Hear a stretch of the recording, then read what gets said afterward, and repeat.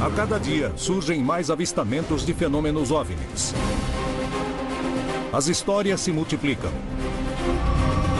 Os militares denunciam casos. Devido à possibilidade de existir vida em outros planetas, podemos dizer que nos visitam? Alguma coisa está para acontecer. Os indícios mostram que a verdade está cada dia mais perto. Contato extraterrestre.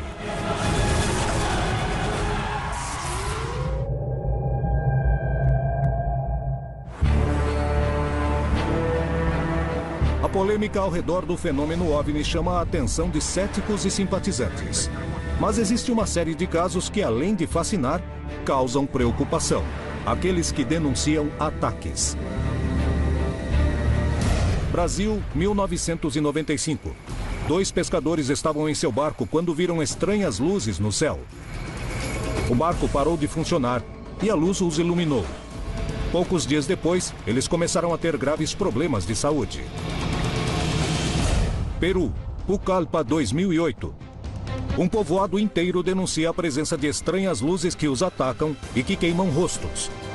As investigações revelam dados assustadores.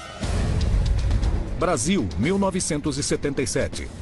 No meio do Amazonas acontece uma história de OVNIs e a investigação oficial mais incrível da história do mundo. Uma região inteira é atacada por estranhas luzes chamadas chupa-chupa. O que há por trás desses casos onde moradores denunciam ataques? Estamos diante da presença de armas de desenvolvimento ou realmente são a evidência mais concreta de que somos visitados? Por que se esconde informação sobre as investigações oficiais? Caso sejamos visitados por seres de outros planetas, estamos diante da possibilidade de ser aniquilados? Apresentamos hoje OVNIs e ataques. Há antecedentes nos arquivos militares de aviões derrubados por OVNIs. Há casos de pessoas que agrediram OVNIs e eles responderam automaticamente da mesma maneira. O que eu quero dizer com isso? Não são irmãozinhos cósmicos que vieram salvar a humanidade. Há uma outra razão para ser feito tanto esforço de manter isso longe do público. As pessoas não querem pagar impostos de proteção para os militares. Porque você não pode proteger os nossos céus dessas coisas que vão e vêm. Aí entramos na parte mais difícil desse tema, que tem a ver com a intencionalidade dessa inteligência operativa que está por trás do fenômeno. O fenômeno não tem intenções de invadir o planeta, e sim de tomar recursos. É como se não precisassem de nós. Nós somos os perigosos, porque sempre fomos uma espécie guerreira, lutadora. Então, provavelmente, se compararem as tecnologias na Terra, querem evitar a entrada desses objetos no nosso planeta. Se aqui tentarmos nos defender da entrada de OVNIs na Terra, bem, isso poderia dar condições para um sério conflito. Por parte da presença dos objetos voadores não identificados, não há intencionalidade de agressão. Sim de resposta diante da agressão. A resposta automática. Pelo que eu sei, muitas pessoas, governos e líderes de nações, ainda mais na última década, evidentemente estão se informando sobre a realidade desse assunto. Porque eu acho que estão chegando perto de fazer muitas declarações. Então isso resulta na grande pergunta, que é: por que não aterrissam na Casa Branca ou na capital do país e se apresentam? Evidentemente tem a ver com um tipo de acordo, claro, com o livre-arbítrio daquele planeta e seu povo. O fenômeno OVNI, na minha opinião, não devia ser visto como uma ameaça, porque o que vamos fazer? É como lançar uma bola de neve num tanque, se a bola chegar até ele. Então devemos aproveitar, não ter medo e seguir adiante. A possibilidade de que exista vida em outros planetas é aceita pela comunidade científica, o que não significa que concordem que somos visitados.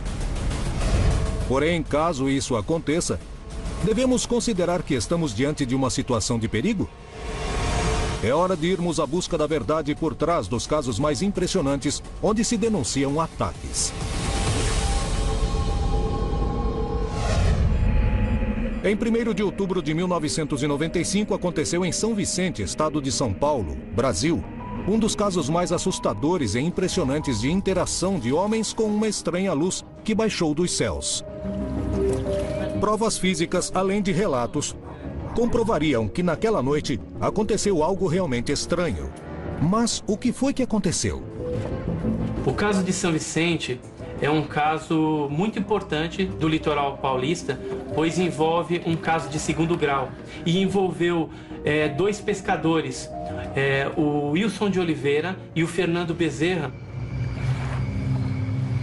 Como todas as noites, os dois homens saíram navegando sozinhos para pescar. Nós fomos mais ou menos às 9 horas da noite para pescar. E chamamos ele, fomos pescar e soltamos a rede e ficamos à espera. Uma noite tranquila de pesca estava a ponto de se transformar em um pesadelo que eles jamais imaginaram. Enquanto jogavam suas redes em um braço isolado do rio, observaram uma luz no céu que começou a se aproximar. Às 11 horas, aconteceu que um objeto veio do céu, não dava para ver ele vindo, porque é muito rápido, parou em cima da gente, acendeu as luzes. Aí ele veio uma luz forte. Aí eu vi que lá, eu corri por debaixo do barco, o Fernando ficou olhando. Não sabia o que era no momento, porque a luz era muito forte e a gente não sabia o que era. Porque era um objeto que não fazia barulho, não tinha fumaça e a luz era muito forte. E o que seria? Não era daqui. Só vi quando tava posando, chegou a posar. Aí eu peguei e se escondi e não vi mais nada. Os homens se assustaram, mas a curiosidade de Fernando Bezerra em entender o que acontecia foi mais forte que o medo. E eu fiquei olhando assim, amedrontado. Queria saber o que era aquilo, Quando quiseram se afastar, perceberam que o motor tinha parado de funcionar. As luzes cortou a energia da embarcação, que era diesel, cortou e o motor não funcionava.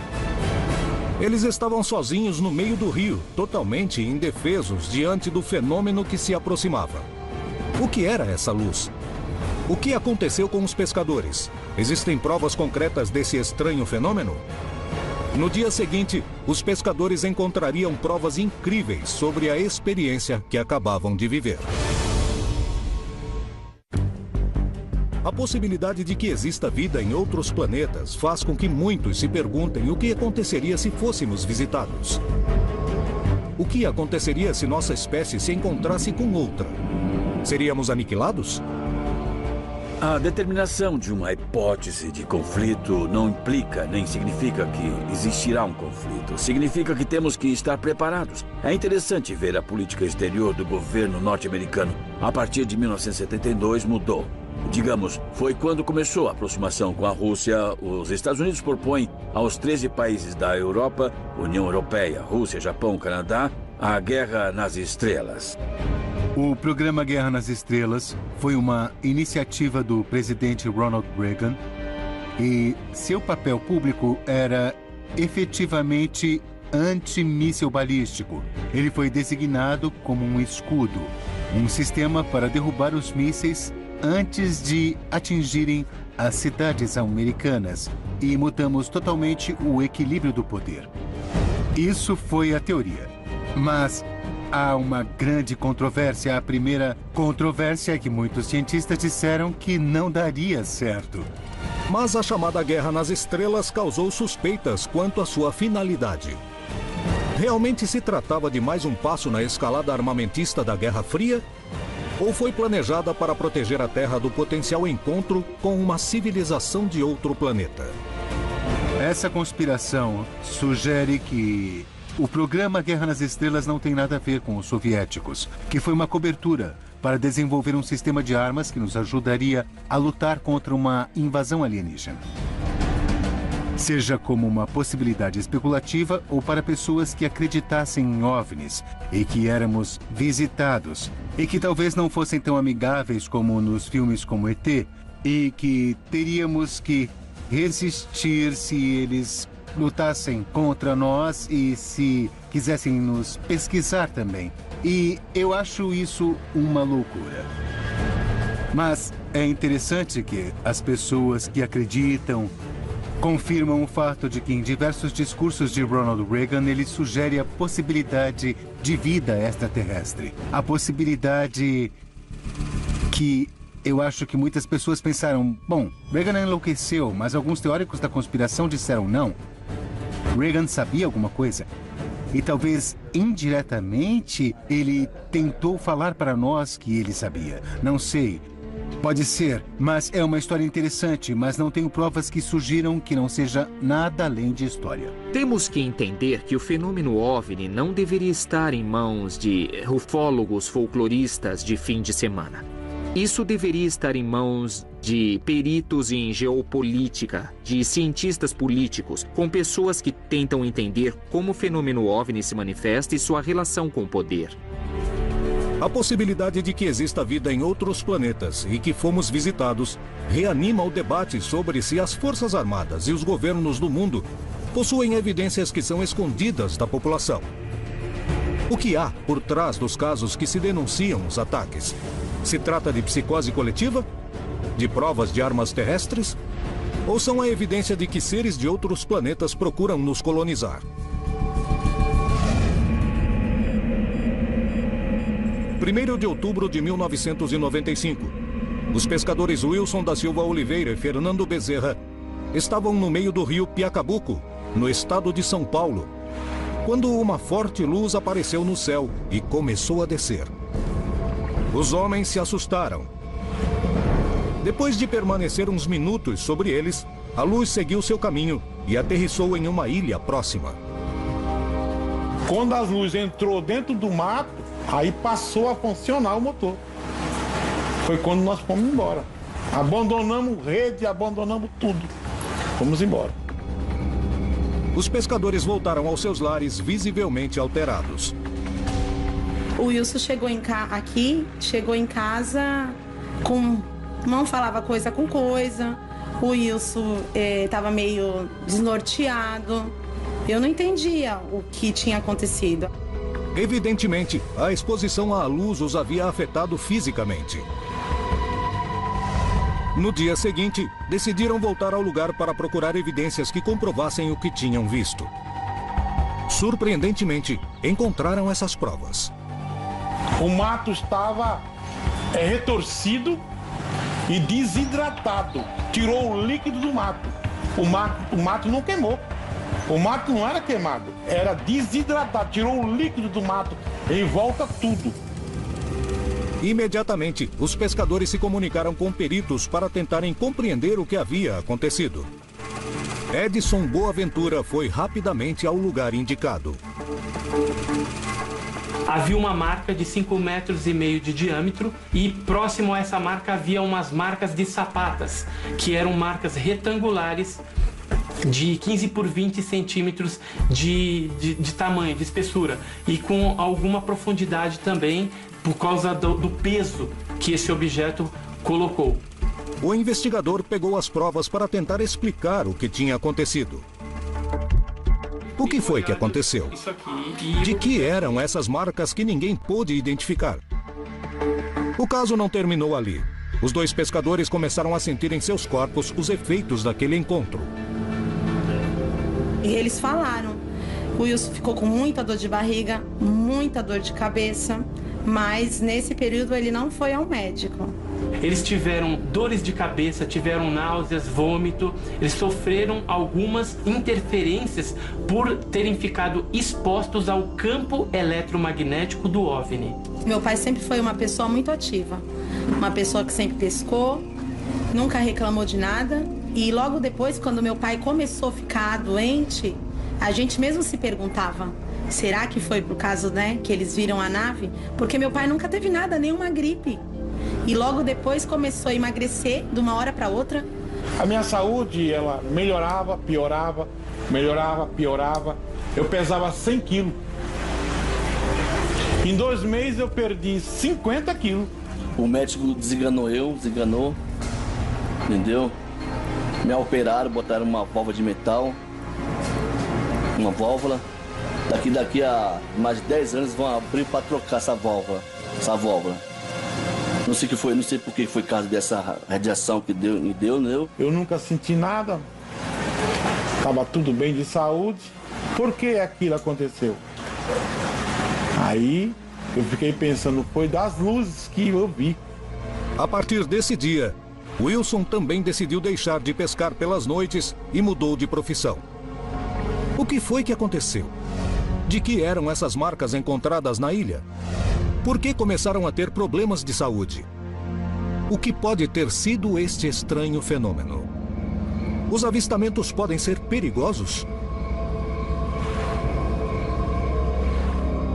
Em abril de 2008, a selva nordeste do Peru foi revolucionada por um estranho fenômeno. Uma luz estava atacando os moradores. Em Pucallpa, em San Juan de Inacocha, que é um lugarejo, viram algumas luzes no céu e também desapareceram pessoas. Alguns cidadãos denunciaram oficialmente, ou seja, documentaram a Força Aérea, a presença de uma nave em sua comunidade. A OIFA recebeu a denúncia e enviou uma equipe para tentar determinar o que acontecia na região. Eles foram à Força Aérea pedir ajuda e a Força Aérea enviou uma patrulha sob a responsabilidade de um especialista. E realmente viram uma nave. E ele me ligou. Eu atendi e eu vi o escândalo que estava acontecendo. E eu vi os tiros, estavam atirando. Mas o que mais o especialista podia fazer lá? Eu disse para que tentasse filmar, mas não tinha como. Essas coisas estavam acontecendo. As pessoas viviam uma histeria coletiva. Foi isso que nos informaram. Um grupo de estudantes de jornalismo decidiu viajar desde Lima para tentar determinar o que tinha acontecido naquele lugar. Uma universidade em Lima pediu que alguns alunos fossem até lá. Eles fizeram um relatório e chegaram a filmar. Poderia se tratar de um ataque OVNI? O que encontraram? Conseguiram adquirir evidências para explicar o que aconteceu em Pucallpa? Eu vejo duas luzes. O binóculo não está com você? Saiam daí, saiam! Em abril de 2008, no norte do Peru, em Pucallpa, a população começou a se alterar depois de uma denúncia do ataque de um OVNI. Segundo os moradores, a suposta nave voltava todas as tardes. Um grupo de estudantes de jornalismo decidiu viajar à região para tentar determinar o que estava acontecendo. Antes de viajar, os estudantes receberam uma proposta da OIFA. Esse caso tem que ser investigado pela Força Aérea, mas vocês poderiam fazer as bases e trazer toda essa informação e nós trabalharemos daqui para saber quais equipamentos levaremos, com quem temos que falar, quem temos que levar, quantas pessoas têm que ir e tudo mais. Quando chegamos ao lugarejo, as pessoas estavam assustadas. Aliás, disseram que a partir das 5 da tarde, ninguém mais saía. Não saíam para caçar e nem para fazer nada. Como se tivessem um toque de recolher. As estudantes encontraram um ambiente que começou a preocupá-las assim que chegaram. Quando chegamos, de repente nos contagiamos de uma histeria coletiva, como todos que estavam lá. As estudantes realmente não estavam preparadas para encontrarem o que estava a ponto de acontecer. Durante a noite, no meio da selva, elas conseguiram ver luzes nos céus e apontaram suas câmeras para essa direção. Não, que venham aqui, Onde? A gente espera. Onde? Nunca soubemos identificar de verdade o que aconteceu. Na verdade, é difícil saber porque o céu é gigante na selva. E qualquer luzinha é muito grande. Então nos impressionou muito. Está ali. Jesus, o que tá vendo? Eu vejo duas luzes. Não tá com binóculo? Saiam daí. São duas luzes. Eu acho que devemos ir até lá. Tá com Porque zoom? tem uma Mas estrada. até onde? Tá com zoom? As luzes do carro, não? Não, melhor ficarmos aqui. É melhor dá sair pra ver daí. de onde Saia vem. daí, saia daí. Terelu, Terelu, Terelu. Terelu. As estudantes conseguiram registrar imagens do fenômeno que viram no céu. O que realmente aconteceu em Pucallpa? Por que atacou a população? Poderia se tratar de uma grande confusão? O que foi que essas jovens gravaram? Ficamos observando e, de repente, a luz desapareceu. Mas elas não se conformaram com o que viram. O fenômeno tinha atuado de uma forma totalmente diferente às descrições que elas tinham. Não perseguiu ninguém, não se aproximou tanto como tinham dito. E nos disseram que isso foi estranho, porque normalmente não era assim, não era tão passiva, que normalmente se aproximava. Todo mundo estava super assustado, mas era como um terror que não saía desse povoado. Porque lá fora ninguém sabia disso. Ninguém. O fato de estar acontecendo coisas seguidas e que tenham feito uma denúncia, um processo de investigação, a conclusão é que sim, aconteceu, foi investigado. Principalmente, acredito que é a primeira denúncia escrita que tem um documento, que é a denúncia apresentada pelos cidadãos e a importância que a Força Aérea dá ao papel. Algo aconteceu em Pucallpa. As conclusões da OIFA são claras. Porém, não há como definir o que foi que aconteceu, nem o que realmente atacou a população, e nem por quê. Em 1977, os estados do Maranhão e Pará, localizados na Amazônia brasileira, a área de um pequeno povoado de pescadores chamado Colares, transformaria o Brasil no dono de uma das histórias de OVNIs mais impressionantes do mundo. A importante quantidade de testemunhas, as evidências físicas, as imagens gravadas, a enorme participação militar na região, a documentação de estranhos sintomas na população e o segredo militar guardado durante mais de 20 anos tornaram a Operação Prato em um enigma que, segundo os ufólogos e o militar responsável pela investigação, demonstrou definitivamente a presença de seres de outros planetas na Terra. Houve um fato que não se repetiu em lugar algum do mundo, que era uma manifestação de discos voadores, de naves extraterrestres de vários tamanhos. As pessoas viam esse fenômeno, as luzes vinham à noite, raramente de dia, e elas passaram de uma hora para outra a serem mais ativas. Elas começaram a vir mais intensamente e começaram os ataques. No início eram 2, 3 pessoas por semana, depois já eram 15, 20, daí já eram dezenas. Começou a haver, na verdade, pânico. As pessoas passaram a relatar, por exemplo, que esses objetos, ao se aproximarem das pessoas, principalmente à noite, projetavam uma espécie de um feixe de luz que atingia de maneira preferencial as mulheres sobre o seio esquerdo. E as mulheres, muitas vezes, desfaleciam e ficava uma marca cheia de pequenos furos. O fenômeno chupa-chupa recebeu esse nome porque as luzes pareciam atacar e sugar o sangue das vítimas. A população da ilha Colares foi a que sofreu mais ataques de chupa-chupa. Uma grande quantidade de testemunhas se tornou vítima. E eu fiquei, olha, lá na cama deitada. Não tinha vontade, sabe? Aí, quando foi assim, umas 10 horas, eu pude me levantar, porque eu vinha fraca de dentro do quarto, né? Aquilo estava tudo vermelho aqui. Fiquei quase 2 meses e aquilo ficou tudo roxo no meu braço aqui. Quando sentou, ficou essas 2 marcas aqui, olha. Até agora eu tenho essas 2 marcas no meu braço. Quando eu senti aquele negócio, assim, parece quando a gente esbarra numa eletricidade, que dá aquele choque, me deram 3 sugadas desse lado aqui. Você sabe? Umas 3 de com força mesmo.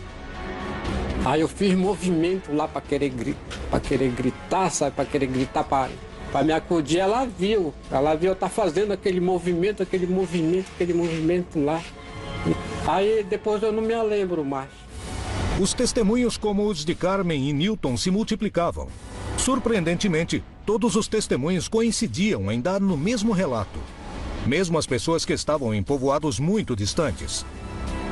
Todos eles diziam que foram atacados por uma luz e sua descrição era muito precisa. A sua característica era de uma bola de luz que, quando se olhada de maneira mais atenta, revelava ser uma luminosidade atrás de um objeto cilíndrico, como se fosse uma lata de refrigerante. Os casos eram realmente aterradores. Milhares de pessoas eram atacadas, pelo menos 1000 pessoas atacadas tiveram essa situação documentada pela médica que atendeu as vítimas, que era a doutora Adelaide. Os testemunhos de ataques aconteciam cada vez mais. E a doutora da região, Cecim Carvalho Velaide, recebeu muitos dos pacientes e acabou sendo uma peça-chave para compreender o que estava acontecendo. Ela chegou para trabalhar numa manhã sem saber que sua vida estava a ponto de mudar para sempre. Ao chegar no hospital, que eu era a médica e a diretora ao mesmo tempo, tinha uma família chorando e dizendo que tinha um paciente que tinha sido atacada por uma coisa. E eu fui examinar. Quando eu cheguei lá, ela estava queimada, totalmente queimada, 2 orifícios paralelos, desacordada, sem astênica, né? Sem força muscular, não ficava em pé, não falava. E a família repetia a mesma história. Achei que era talvez um ataque histérico, não dei muita importância. No dia seguinte chegaram 2 casos idênticos, de localidades muito distantes, tipo 10 quilômetros de distância. Eles sempre descreviam as mesmas coisas.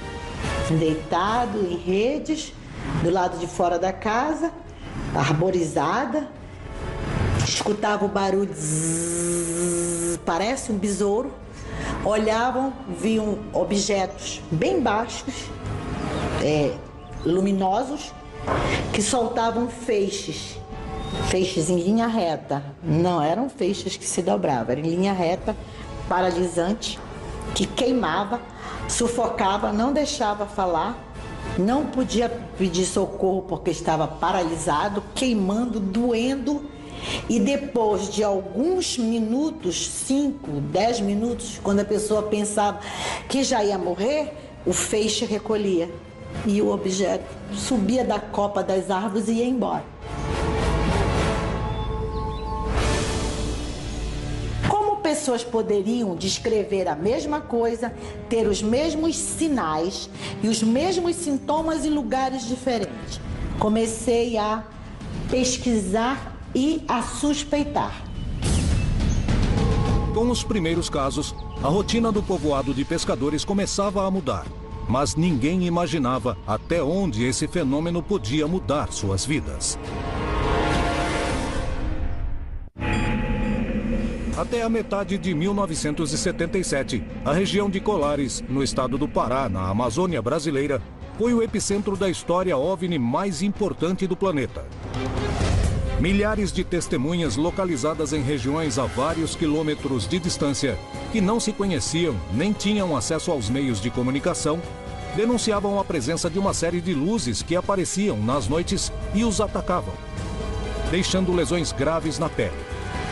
A doutora Cecim Carvalho Velaide era a médica responsável pelo único hospital da região e se tornaria uma das peças-chaves para compreender o que se escondia por trás desses inquietantes incidentes. Os ataques eram cada vez mais frequentes e os moradores começaram a se assustar. A população de Colares naquela época era em torno de 8.000 habitantes. Da ilha como um todo, porque tem várias localidades, mas dentro da cidade tinham em torno de 4.000 habitantes. Desses 4.000 habitantes, 2.000 fugiram da cidade, apavorados com as luzes. E a cidade esvaziou, o povo foi todo embora, ninguém queria mais pescar. Aí nós começamos a passar fome, aí eu comecei a pescar minha comida. A coisa chegou a um ponto realmente de gravidade, sem dúvida nenhuma, o que acabou provocando que o prefeito do município mandasse um ofício ao primeiro comando aéreo regional, ou seja, para a Força Aérea, lá em Belém, pedindo providências das autoridades aéreas, já que se tratava de um fenômeno visto que acontecia no céu. Essa solicitação foi o pontapé inicial para a maior participação militar conhecida publicamente sobre o fenômeno OVNI. E as providências foram transformadas justamente a partir da vontade do brigadeiro Protásio Lopes Oliveira, que acabou criando a chamada Operação Prato. E ele teve a ideia de se estabelecer a pesquisa deste fenômeno. E assim ele chamou o seu comandado, o Irangê Holanda, que era capitão da Intendência da Aeronáutica, lotado no primeiro comando aéreo regional em Belém do Pará, para conduzir essa operação. Os soldados, sob o comando do capitão Holanda, chegaram à ilha para tentar determinar o que estava acontecendo. Aí eles botaram radar, telescópios e todo aquele equipamento em tudo quanto era lugar. Foi passando os meses. Agosto, setembro, outubro, e aumentando, e chegando mais militar, e mais militar. Os militares fizeram um esboço dos objetos que conseguiram ver e que a população descrevia, revelando que algo realmente incomum estava acontecendo. Em uma entrevista dada 20 anos depois que a Operação Prato terminou, Holanda fez revelações assustadoras sobre as luzes que tinha visto. Depois a gente chegou a verificar que em pelo menos 9 formas a gente conseguiu determinar, classificar como formas de naves. Alguns eram sondas, alguma fotografia parecia uma nave maior e dela saindo naves menores, depois essas naves menores voltando para essa nave maior. Tudo isso como se fosse uma nave mãe recebendo ou naves ou sondas menores. Poucos dias depois de dar essa entrevista a José Ademar Gevaer e Marco Antônio Petit, o comandante Holanda se suicidou, aumentando as dúvidas sobre o que realmente aconteceu na Ilha Colares. Quando eu cheguei, os agentes já tinham sido enviados para investigar. Por quê? Porque essa coisa estava acontecendo muito na região de Colares. O fenômeno, além de atacar os moradores, começou a aparecer de outras formas, que pareciam mais pacíficas. Tentou fazer contato com os investigadores e testemunhas, supunham. A doutora Velaide seria uma das protagonistas desses estranhos acontecimentos, inclusive para a rotina de Colares.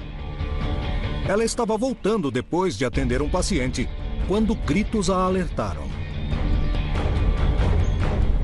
Quando eu voltei, começaram a gritar, corre, doutora, foge. E eu não sabia do que eu tinha que fugir. Quando eu olhei, uma das minhas secretárias tinha caído no chão. Aí eu queria juntar, mas ela era muito gorda, queria juntar, não conseguia. E o povo gritava das janelas. Quando eu olhei, nossa, a coisa mais linda que eu já vi na minha vida.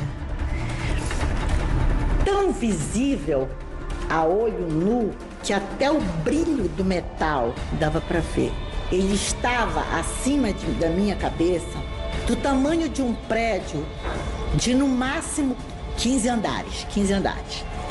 E ele andava em forma elíptica, ia e voltava, ia. E ele parece um cilindro. E eu paralisada, olhando. Por 2 motivos. Porque eu estava vendo uma coisa que eu nunca acreditei que existisse na vida. Nunca. E outra, paralisada de medo. Porque eu estava à mercê deles. Se eles quisessem me queimar, eles iam queimar. Mas, surpreendentemente, a luz não atacou a doutora. Nos acampamentos militares, também aconteceram avistamentos onde não registraram ataques. Um deles foi captado em vídeo e ainda permanece classificado. Holanda confirmou essa história. Do meu lado esquerdo vinha uma luz muito forte, a mesma luz amarela muito forte. Eu vi aquela coisa se aproximando e fiquei quieto. Depois que eu vi que era muito forte, que estava continuando vindo na direção, eu chamei a atenção dos agentes. Olha lá. Aí que eles caras olharam, prepararam máquina fotográfica, filmadora, tudo. A coisa veio, mas estava baixo. Holanda e sua companhia estavam diante do fenômeno mais incrível que jamais tinham visto. Aí nós vimos uma forma estranha. Uma forma de uma bola de futebol americana. Aquela bola de ponta, muito grande.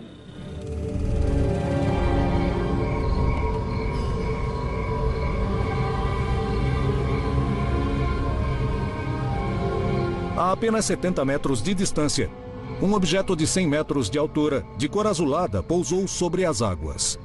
Mas algo ainda mais surpreendente iria acontecer. De repente essa luz azul apagou. Rápido. E apareceu o que estava atrás dessa luz, o que estava emitindo essa luz. Aquela nave descomunal na frente deles. E eles olharam aqueles estupefactos. na descrição que me foi dada pelo Yolanda. Era essa bola de futebol americana que estava em pé na nossa frente. Uma bola de futebol de 100 metros de altura. Estava parada na nossa frente. Ficou mais algum tempo, ninguém sabia o que ia daí para frente, o que ia acontecer. Yolanda viajou a Belém para contar ao seu superior, Potássio de Oliveira, o que tinha acontecido. E recebeu uma resposta que até o dia de hoje causa polêmica entre os estudiosos do incidente e os testemunhos. Ele vai até o Belém e relata, muito animado, muito excitado: Comandante, tivemos finalmente o grande contato com as inteligências por trás do fenômeno. Tivemos um avistamento de receber dele a ordem de encerrar a Operação Prato. Eles foram retirados por uma ordem que eles receberam súbita, porque eles estavam todos acampados na praia e no campo de futebol. Dormiram e de manhã, 5 horas da manhã, acordei e estavam indo todos embora. No momento de maior avanço, terminava a operação militar. O que realmente aconteceu com a Operação Prato? Estaria encerrada a Operação Prato com essa decisão? Isso nunca me pareceu ter lógica. Desde a época em que eu comecei a pesquisar esse fenômeno, como é possível? O próprio Orange Yolanda também não entendia. Se um dos objetivos da Operação Prato era travar contato com as inteligências por trás do fenômeno, como é possível que quando isso tenha ocorrido, a Operação Prato seja desativada? O que realmente aconteceu? Por que deixaram de investigar, pelo menos oficialmente? Anos depois, os ufólogos conseguiram que uma parte da investigação fosse revelada pelo governo do Brasil. Dessa maneira, pelo menos uma parte do relato de Yolanda seria comprovado por documentos oficiais, mas as filmagens jamais vieram à tona. A Operação Prato é a prova mais contundente da interação com seres de outros planetas ou foi um cenário para esconder provas de armas militares? Era uma cidadezinha esquecida e afastada. Quem sabe, quem se preocuparia, se lembraria de Colares?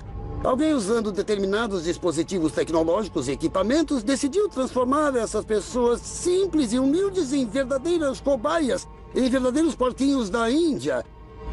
Em primeiro lugar, a causa é uma violação à soberania do Brasil pelo que estavam fazendo, porque eu não acredito que tinha autorização oficial para fazer isso. Em segundo lugar, mesmo se tivessem, de qualquer maneira, seria uma violação aos direitos humanos. A hipótese de que todos esses eventos ocorreram na região seja consequência de uma experiência militar, eu acho pouco provável, porque os próprios militares foram convocados para investigar o fenômeno. E não só a aeronáutica foi chamada, como agentes do serviço de inteligência da época, que, assim como os militares, o SNI, o Serviço Nacional de Informações, produziu documentos relatando o que ocorria na região. Na interpretação de Yolanda, que o que aconteceu foi um temor por parte das nossas Forças Armadas de que isso fugisse ao controle. E esse é um ponto. O segundo ponto é, a Operação Prato estava sendo monitorada pelos serviços de inteligência e pela Força Aérea Americana durante todo o tempo, que sabiam e recebiam os relatos das autoridades brasileiras a respeito desse assunto. Não nos esqueçamos que estávamos na época da ditadura e os americanos entravam e saíam daqui a hora que eles queriam.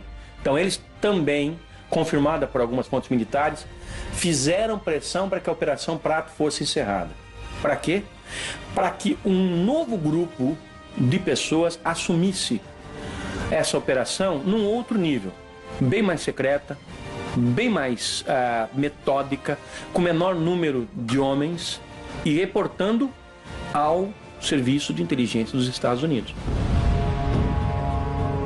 A chamada Operação Prato e os Chupa-Chupa são um dos casos mais importantes da história da região e do planeta que envolveram a presença de OVNIs. As provas de que algo aconteceu ali não podem ser negadas. Porém, ainda continua a polêmica sobre o que houve por trás dessa série de incidentes. Ademar Gevaert, jornalista e editor da revista UFO, decidiu voltar à ilha de Colares para ver a atual situação da região. O que descobriria ao chegar?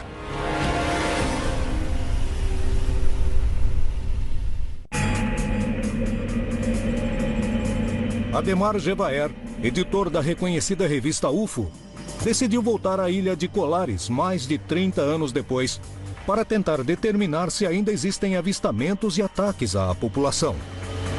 O que descobriu em seu encontro com o investigador da região? Nós estamos na Praia do Machadinho, que é uma das regiões da Ilha de Colares, onde houve das maiores movimentações de discos voadores nos anos 70. E aqui nós tivemos, durante a época da Operação Prato, momentos muito importantes da atividade desenvolvida pelos militares. Na região da Ilha de Colares, onde o capitão Holanda Lima teve seus maiores avistamentos, Gevaer se reúne com Hilberto Freitas, um jornalista e investigador que desde a década de 70 reúne as histórias de luzes estranhas que são vistas na ilha. Ele afirma que até o dia de hoje se apresentam muitos fenômenos OVNIs na região. Beto, você já teve algum avistamento aqui na Praia do Humaitá? Eu verdadeiramente não tive um avistamento, mas outras pessoas tiveram, inclusive com nave-mãe e outras naves entrando e saindo da nave-mãe, negócio espetacular. Estão cansados de ver, sair de dentro d'água. E lá os pescadores, muitos pescadores já me falaram a mesma coisa. Eu acho que Colares é um dos maiores laboratórios do mundo, laboratório natural, para esse tipo de estudo e de outros tipos também, de outras coisas que continuam ainda na lista dos mistérios, né? Em Colares não aconteceram novos ataques a seres humanos.